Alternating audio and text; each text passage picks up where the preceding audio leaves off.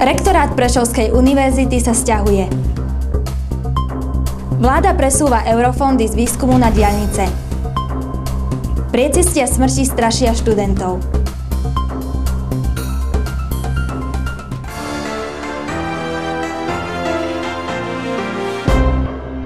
Dobrý deň. Ak práve sledujete naše vysielanie, to znamená, že ste si zapli aktuality Mediálky TV. Bez zbytočných slov sa pustíme hneď priamo k prvej chrumkavej reportáži a tá hneď súvisí s naším najvyšším. Rektor Prešovskej univerzity bude svojim študentom bližšie. Sídlo rektorátu sa presunie do rekonštruovanej budovy na ulici 17. novembra. V apríli čaká pracovníkov rektorátu Prešovskej univerzity zmena. Kancelárie vedenia, ale aj všetky oddelenia budú presunuté do budovy na ulici 17. novembra. Doteraz rektorát pôsobil v historickej budove v centre mesta. Tieto priestory bude odteraz využívať Evangelické kolegiálne gymnázium. Novým sídlom bude zrekonštruovaná budova bývalej základnej školy hneď vedľa pedagogickej fakulty. Rektorát sa presunie kompletne do novej budovy a to je tá bývalá budova základnej školy na ulici 17. novembra číslo 15. Tie nové priestory na ulici 17. novembra budú stredný trakt tej budovy základnej školy je určený pre zamestnancov rektorátu, ale zároveň objekt prístavby bude zabezpečovať aj výučbový proces. Je tam 10 miestností, učební, 2 posluchárne s kapacitou asi 100 osôb a jedna aula auditorium magnum s kapacitou 250 osôb. V budove okrem sídla rektorátu budú aj voľné auly a priestory pre iné aktivity univerzity. Pre Mediálku TV Mariana Sekeráková. Oblečieme univerzitu. Pod týmto heslom sa nesie súťaž o najzaujímavejší grafický návrh na veľkoplošný banér. Univerzita mení svoju tvár. Na stenu budovy bude umiestnený veľkoplošný banér. K tejto zmene môžete prispieť aj vy. Rektor totiž vyhlasuje súťaž pre všetkých študentov univerzity o najzaujímavejší grafický dizajn a výherca získa 150 €. Prihlášky nájdete na www.onipo.sk/aktuality. Návrhy a prihlášky môžete posielať do 21. februára na uvedenú adresu.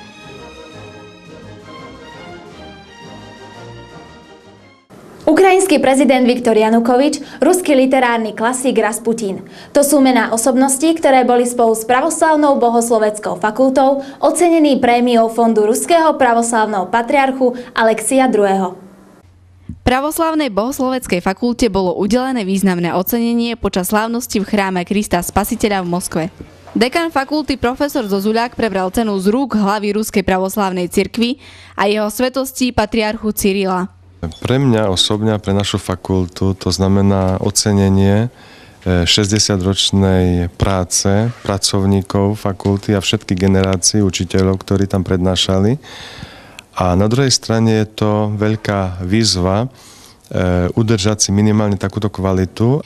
Profesor Zozuľák urobil o to väčší dojem, že svoj prejav pri preberaní ceny predniesol v ruskom jazyku, čo publikum ocenilo burlivým potleskom. Bol to veľmi veľký zážitok, pretože dostať vyznamenanie spolu s ukrajinským prezidentom Janukovičom je pre nás veľká česť, pretože človek sa ocitá v spoločnosti, dovolím si povedať, tých najlepších svetových mien a až tam si uvedomí, aký je maličký. Toto ocenenie je ďalším krokom k prezentácii fakulty a zároveň aj mena Prešovskej univerzity vo svete. Pre Mediálku TV Mariana Sekeráková. V období nášho letného semestra sa začína aktívna príprava stredoškolákov na maturitnú skúšku, ale i prijímacie pohovory. S tým súvisí i podávanie prihlášok na ich budúce pôsobisko – vysoké školy. Práve v tieto dni prežívajú absolventi stredných škôl prvé stresujúce obdobie.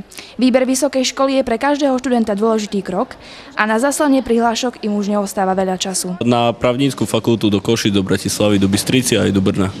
Na Masarykovú univerzitu by som bola rada, keby ma vzali a asi nejakú poistku do Košic alebo do Prešova. Plánujem tak 3-4 ekonomické, najmä v Bratislave, v Košiciach a policajnú akadémiu. Na Prešovskú univerzitu, na masmediálne štúdia, takisto na geografiu v regionálnom rozvoji, ale aj som skúsila na medzinárodné vzťahy do Banskej Bystrice. Chystám sa podať si asi 3 prihlášky na technické školy do Bratislavy, do Košíc a do Brna.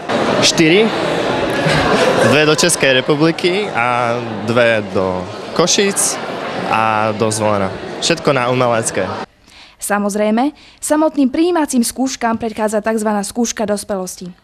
Prípravy na ňu sú už v plnom prúde. Maturity prebiehajú tak ako ostatné roky. Jednoducho vyučujúci vedia, že čo je obsahom maturitných skúšok. Študenti si myslím, že by mali priebeh maturitných skúšok zvládnuť bez problémov, pretože sú pripravovaní systematicky nielen v tomto roku, ale od prvého ročníka ich pripravujeme. Teraz to vrcholí vlastne táto príprava. Názory študentov na maturitnú skúšku sú však rôznorodé. Príprava, čo sa týka v 4. ročníku, je určite systematická.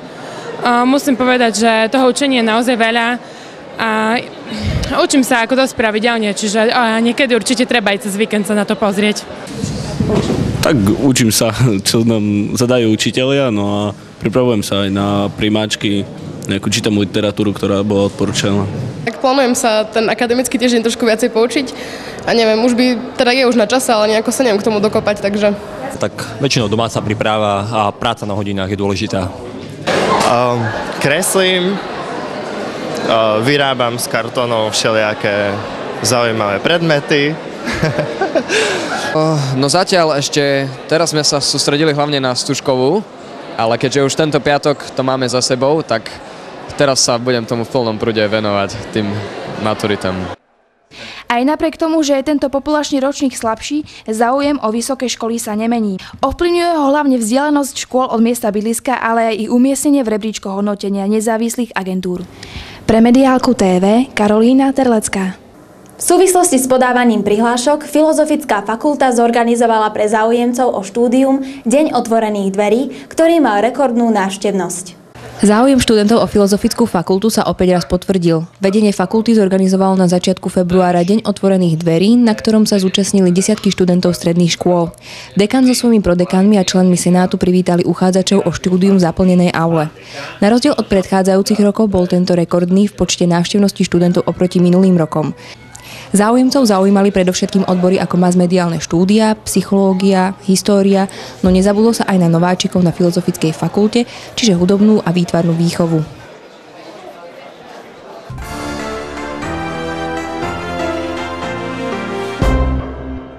Chcete sa stať aj vy členom Mediálky TV? V letnom semestri vám opäť ponúkame možnosť zúčastniť sa konkurzu. Hľadáme ľudí na pozície, redaktorov, kameramanov a taktiež striacich technikov. Svoje prihlášky môžete posielať do 20. februára e-mailom na adresu medialka.tv@gmail.com alebo nám pošlite správu na náš profil na Facebooku. Konkurs prebehne 21. februára o 7 hodine večer v miestnosti číslo 91 pri kampuse. Tešíme sa na vašu účasť. Vláda chce zlikvidovať slovenskú vedu. Aj takéto vyjadrenia padajú na adresu súčasnej vládnej koalície, ktorá rozhodla o presune 119 miliónov eur z operačného programu Výskum a vývoj na výstavbu diaľnic. Proti tomuto kroku sa búria nielen pedagógovia, ale aj študenti. Takmer 120 miliónov eur sa rozhodla vláda zobrať vysokým školám a presunúť ich na výstavbu diaľnic. To môže mať obrovský vplyv aj na študentský život. Doteraz sa našej univerzite podarilo získať zhruba tých 25 miliónov eur a z týchto peňazí sa financovalo napríklad výmena okien na študentských domovoch, rekonštrukcia sociálnych zariadení, iné rekonštrukcie vo VŠA, ďalej výstavba laboratórií. Má to ten dopad, že nebudeme mať špičkovú výskumnú infraštruktúru, čiže aj naši doktorandi nebudú môcť pracovať so špičkovými prístrojmi. Študenti sa s víziou pokračovania rekonštrukcie internátov či ďalšej obnovy učební môžu pravdepodobne rozlúčiť. Vyzerá to tak, že po škrte týchto dotácií slovenské vysoké školstvo nemôže čakať dotácie ani v budúcnosti.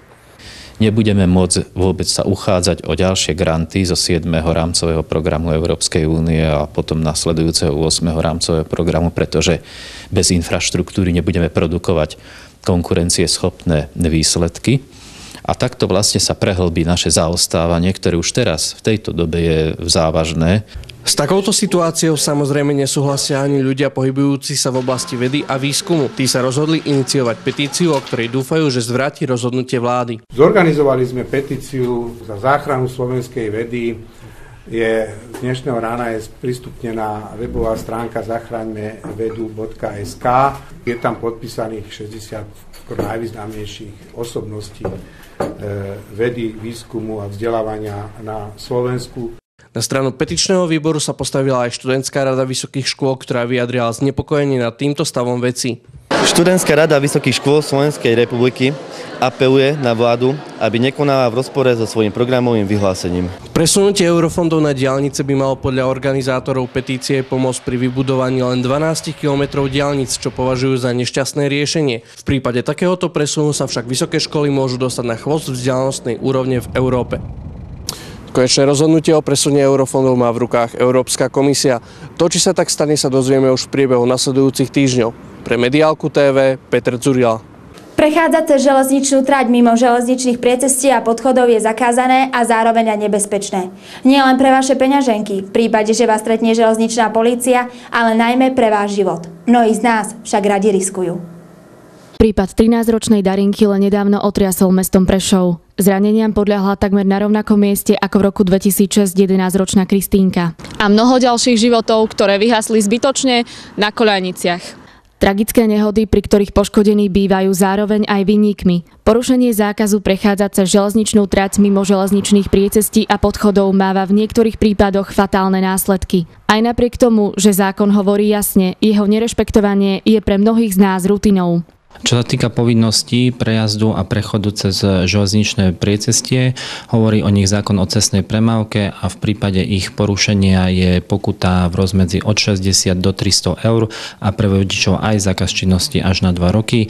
A čo sa týka v blokovom konaní, tak je to do 150 eur. Dve železničné priecestia na Pavlovičovom námestí sú od seba vzdialené necelý kilometer.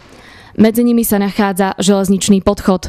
Napriek tomuto faktu možno na tomto úseku ľahko narátať viac ako 5 vyšliapaných chodníkov, ktorými si chodci skracujú cestu rovno cez železničnú trať. Ani železničné priecestia, najmä tie nezabezpečené závorami, nie sú zárukou ochrany, pokiaľ chodec či vodič riskuje. Polícia samostatnú štatistiku o dopravných nehodách na železničných priecestiach nevedie. Otázkou zostáva, prečo sú tak málo využívané podchody a kreatívne si hľadáme vlastné cesty. Chodím cez také normálne priecestie, ktoré sú označené. Nerada chodím cez také neoznačené časti tým, že sa nejak tak možno aj bojím a radšej mám také označené časti. To mám veľmi zmiešané pocity, pretože tam by som určite večer nešla, lebo je to také miesto, kadiaľ chodí veľmi málo ľudí a je dosť nebezpečné určite. Podľa našich informácií väčšina železničných podchodov je pod správou železníc Slovenskej republiky a o ich údržbu sa pravidelne stará externá firma. Mesto Prešov eviduje v rámci peších ťahov jeden železničný podchod, a to v úseku Zápotockého železničiarska. Uvedený úsek je zabezpečovaný celoročne v rámci bežnej a zimnej údržby, ale taktiež v rámci projektu menších obecných služieb. Podchody zostávajú neatraktívnym miestom, či už sú čisté alebo špinavé a obsadené bezdomovcami. Ak už si musíte skrátiť cestu, nezabúdajte na opatrnosť. Aj malá chvíľka nepozornosti vás môže stáť to najcennejšie. Pre Mediálku TV, Ivana Fedorová. Letný semester začal a v období od začiatku februára do začiatku mája nás čakajú tieto udalosti. Skúškové obdobie za zimný semester máme úspešne za sebou. Letný semester sa pomaly ale isto začína a tak sme tu opäť s aktuálnymi informáciami. Výučba v letnom semestri pre končiace ročníky potrvá do 8. apríla. Pre ostatné ročníky sa ukončí dňom 6. mája. Súvislá pedagogická prax pre druhý rok magisterského štúdia sa uskutoční v období od 7. februára do 11. marca. Náčúvová pedagogická prax pre tretí rok bakalárskeho štúdia bude trvať od 21. do 26. marca. Priebežná pedagogická prax 1 pre prvý rok magisterského štúdia sa začne dňa 18. apríla a potrvá až do 29. apríla. Ďalším dôležitým údajom pre pokračujúce ročníky je aj predzápis do ďalšieho roka štúdia. Budete ho môcť zrealizovať v dňoch od 6. do 12. mája. Skúškové obdobie za letný semester sa pre končiace ročníky začína už v apríli, presnejšie 11. a potrvá do 13. mája. Pre ostatné ročníky skúškové obdobie za letný semester prebehne v dňoch od 9. mája do 30. júna. Pre končiace ročníky je veľmi dôležitý dátum odovzdania bakalárskej či diplomovej práce. Diplomovú prácu je potrebné odovzdať do 15. apríla a bakalárskú prácu do 13. mája. Termíny štátnych skúšok pre bakalárske a magisterské štúdium prebehnú v dňoch od 23. mája do 30. júna. Podrobné informácie o harmonograme letného semestra nájdete aj na webovej stránke univerzity.unipo.sk v sekcii pre študentov. Pre Mediálku TV Michaela Zdražilová. To už bola posledná správa tohto týždňových aktualít. Nezabudnite si našu televíziu zapnúť už na budúcu stredu, teda 23. februára, keďže opätovne zaraďujeme do vysielania naše agentúrne spravodajstvo. Samozrejme, nezabudnite aj na vtipnú bodku na záver. Ďakujeme vám za pozornosť a dovidenia. Nech mě bej ty uchylé, já mám tátu na pile, výšku nech z košile, jo, teď seš možná přesi.